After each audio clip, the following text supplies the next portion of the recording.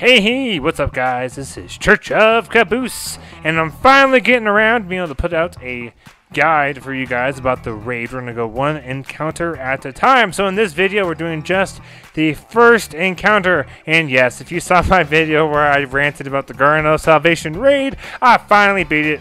Only took more than a day, but that's okay. So how this whole encounter works, let's give you a quick breakdown. You want to have two fire teams of 3, so you got your whole group of 6.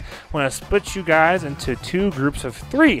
One will be starting off going into the second room using the tether to activate the door so you can go on to the second room.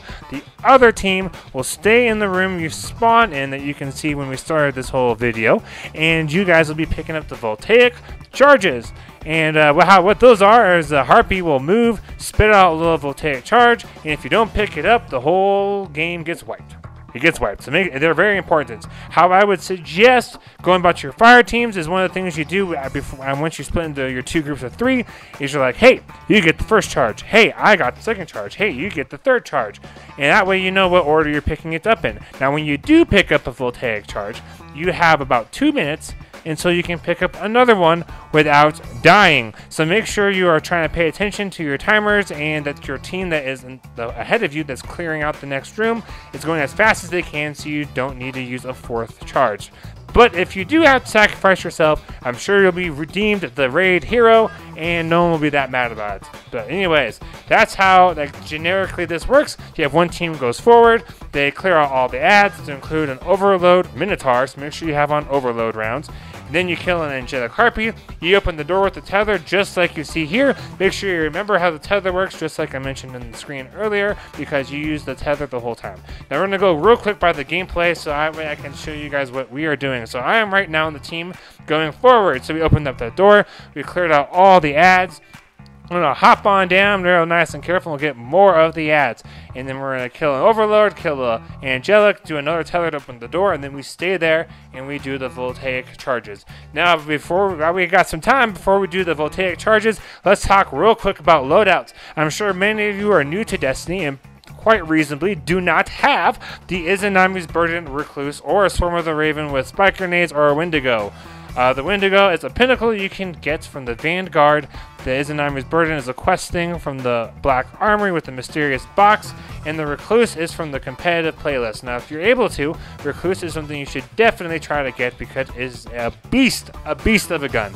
But anyways, otherwise, all you really need, at least to the boss fight, is stuff that can do high damage to those like angelics, to do overload rounds for the minotaurs, and then just stuff to keep you alive. So there we go. Now we got that wall tethered. Now we're going to talk about the voltaic charges because you're going to be clearing ads and doing voltaics. You can't flip back and forth. So you see that harpy there in the middle? Well, that's the boss that you end up killing on the 3rd encounter. When he moves, that means he's going to be going out to spit out a voltaic charge. Once that charge is picked up, a Cyclops will eventually spawn. So you can see down there, that was the harpy spitting out a charge. Now I am picking up the 3rd charge for my team. And I don't even think that we needed 3 rounds on this particular run. But that's how this works. So we already have planned out, hey, you're getting the first one, you're getting the second one. It's like, hey, I'll grab the 3rd one if we need it. So all we're doing is we're killing ads or watching the harpy. The harpy is going to be shooting around a little bit. So use your wells and your bubbles to stay alive if you need it. But look, there he goes. He's moving. So we know he's about to spit out the 2nd voltaic charge. All this time, the team that was behind us in room 1 is now in room 3 clearing ads just like we were in room 2. And the faster they do it and the faster they kill the angelic, then the faster they get the tether to activate the 4th room, the sooner we get to move on and stop worrying about the voltaic charges.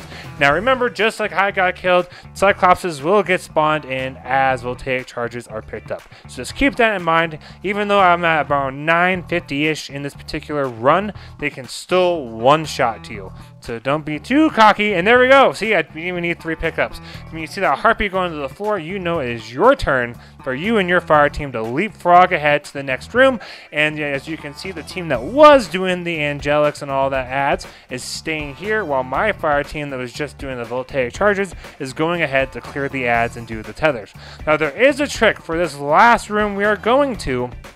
Up on that cliff, there's usually a Cyclops. Make sure you take him out nice and quick so your whole team doesn't get blown up as you're running through that little canyon wall door type thing. But this wall also has 3 little charge things you have to do. So not only do you have to activate one tethered cube thing like you were before, you have to do it 3 times. But never fear, if the team behind you is fast enough, you can eventually have up to 6 people doing the tether. The first one's rough, so the first guy needs to be kind of down like on a tree branch, second guy's on the edge, and you stretch the tether out. So you guys have probably noticed sometimes the tether line is blue, sometimes the tether line is red. When the tether line is blue, that means you got a little bit more room to stretch out your tether, so you can walk it out to try and extend it to wherever you're trying to tether to, whether it's another guardian or a person, which becomes very nifty when you're doing the divinity run. And we're going here, see, like that, it's red, so that means I'm at the end, and I'm stretched it just about as far as it could go, and we got to work. Now you're at the end of the encounter. You and your whole team, you have to run through all these different Cyclopses. The Harpy drops 3 voltaic charges just like it was before. So you have picked up, hey, I can grab the first one. Hey, I can grab the second one. Like you can see, I grabbed the first one, and someone else is like, I got the second one.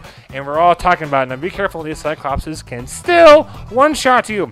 And there's also Overload Minotaurs. I do not suggest trying to kill absolutely everything. Even if you're at the 60 level, you probably can, but it's just much easier just to run through and try to beat the whole thing. And if someone will probably get killed, and that's okay. Unless you're going for flawless, as long as you beat the thing, not a big deal. Anyways, guys, remember, 2 fire teams of 3. You're leapfrogging, getting voltaic charges. You got an order for who's picking up what voltaic charge when. I really hope this video helped. I tried to give you guys all the details I could. I am Church of Caboose. Have a great week, and happy grinding, y'all.